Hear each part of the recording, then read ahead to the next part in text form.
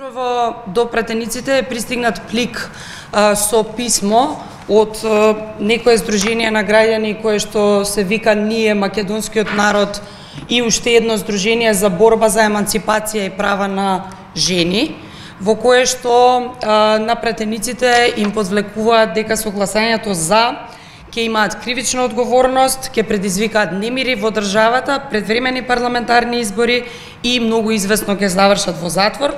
Вториот дел вели: прочитете да ви стане јасно заблудата дека ништо не останало тајна. Пред кревање рака размислете добро, договорот не ве карактеризира само како предавници, туку и како злосторници на македонската нација.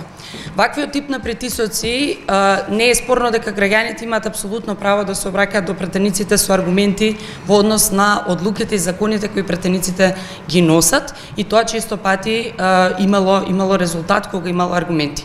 Меѓутоа, изминатава година и пол ние бевме сведоци и сме се уште за жал сведоци на одредени поединци кои што ја користат заканата единствено како средство за притисок врз пратениците. Таквиот однос е неприфатлив. При тоа подсетувам дека граѓаните ќе имаат право по однос на договорот со Грција да се изјаснат на референдум, каде што ќе можат да го кажат својот став по однос на овој договор. Ваквиот тип на притисоци не ги заплашува пратениците, со оглед на тоа дека денеска со 69 гласа договорот повторно беше изгласан во собранието. Повикувам на одговорност при јавниот говор, бидејќи е многу важно што секој од нас зборува во медиумите, каква емоција поттикнува, и важно е граѓаните да не се поттикнуваат на акции кои што можат да бидат на нивна штета и одговорност. Ви благодарам.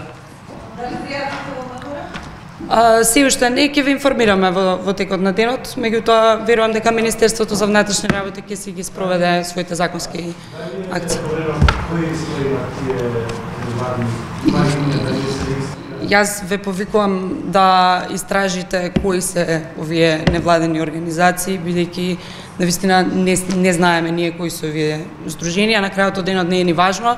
Важно е да тие граѓани знаат дека со закани не можат да аргументираат со пратениците, туку важно е да се користат со факти и аргументи.